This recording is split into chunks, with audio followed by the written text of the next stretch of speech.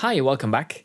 Today, I wanted to talk about how to make better themes in the context of film scoring, or rather, how to make themes that might work better in the context of film scoring. And not just any themes, but very important themes. So think of main titles and such. And for that, we'll be looking at some of the most memorable themes in film scoring history. So without further ado, let's dive in. First off, let's start with how themes are usually used. And they're usually used as leitmotifs, which means that musical themes are associated to something very specific within the narrative of the film, whether that is a character, a mood, or a place. So every time throughout the film that a theme shows up, there is a deliberate intention to refer to that idea. If we start talking about specific characteristics of themes, especially main themes, one of the most important ones is that they carry a lot of the identity of the film within them, which means that they have to be remembered. And in order to be remembered, it's best to be easily remembered. And there are certain things we can do to make this happen. For instance, by making a theme that technically is very simple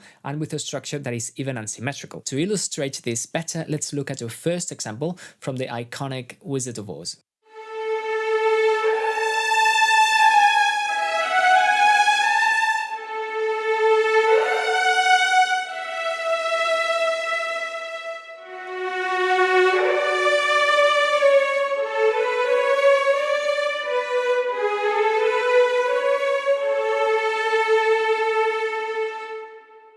Another way to make themes more memorable and easier to remember is by making them easy to sing. And for this, it's very important to limit the theme's range to an octave approximately and make use of mainly small intervals. Now see how noticeable this is in the following two examples from Dr. Zhivago and Forrest Gump.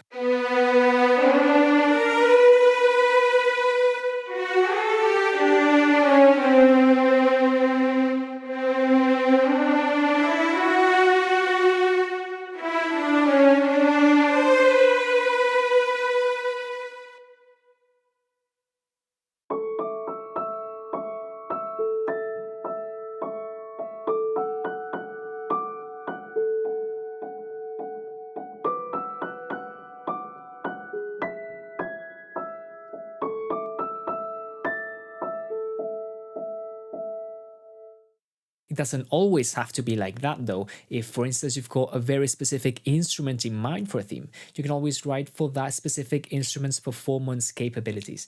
Now, here's an example from the terminal.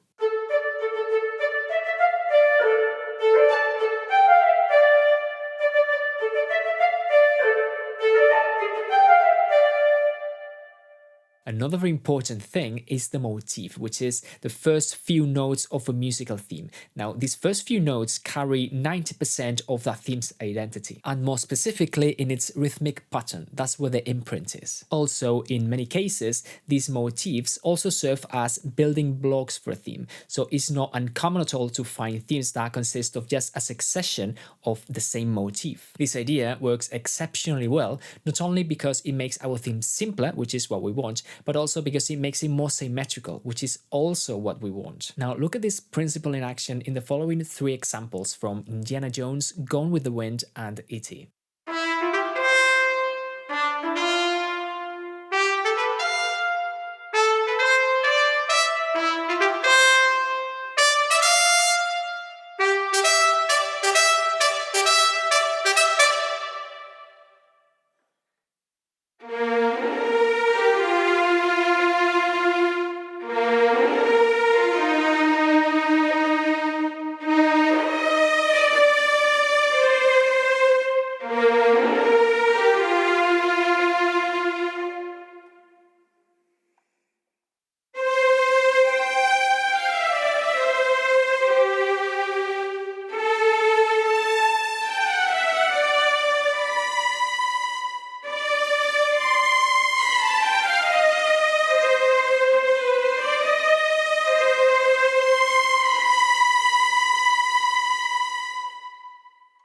Another very important element to make themes that are memorable and easy to remember is to understand very well the relationship there is between tempo and contrast. Contrast here refers to how often and how much a melody changes direction. So for instance, a melody with lots of jumps up and down has got a higher degree of contrast than one that is flatter. This is very important because, again, in order to make things simple and memorable, the slower the tempo, the higher the contrast can be, because the opposite would be much harder to remember. Now, for instance, think of a melody with lots of jumps, crazy intervals up and down, and on top of that, imagine that the tempo is super fast. How hard would remembering that melody be? Quite a bit in it, which means that that is not main title material probably. Let's see this in action in the following example from Star Wars Episode 5, Yoda's theme.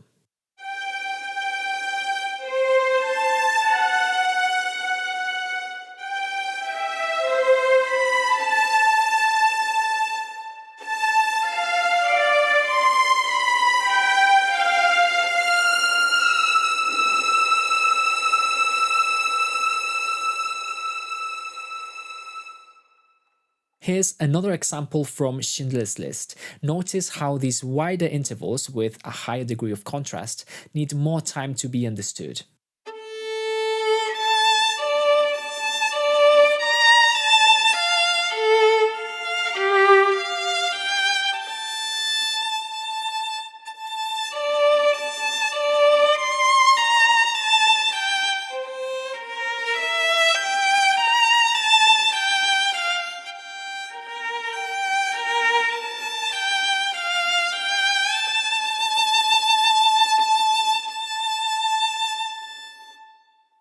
Now, you'd probably ask, what happens if I want to write a theme that is very fast and with a high degree of contrast? In those cases, it's very useful to build your high degree contrast moments around arpeggios. Even if the tempo is very fast, because you understand that as one single sound, one single vertical structure, one chord. And that makes it easy to understand and therefore easy to remember. Now, here's an example about this very concept from Harry Potter.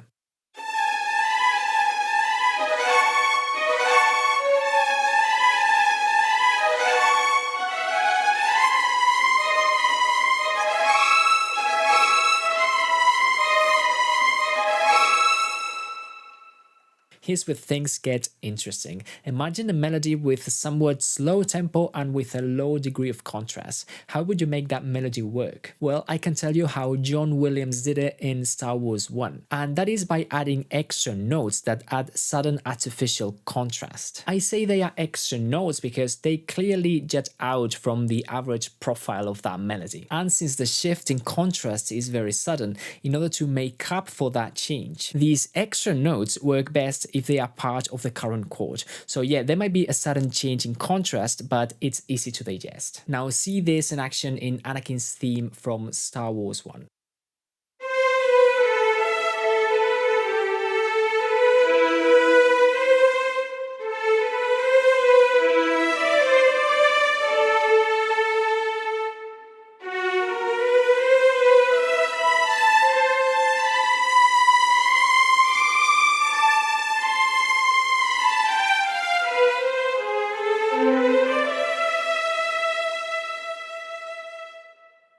One last concept I want to bring up is the differentiating note. Do you remember how early in the video I said that motifs can be used as building blocks to make a theme? The differentiating note is the note that breaks the pattern within the motif and allows the theme to segue into its part B or development. Here's an example about this from Star Wars Episode 1 again.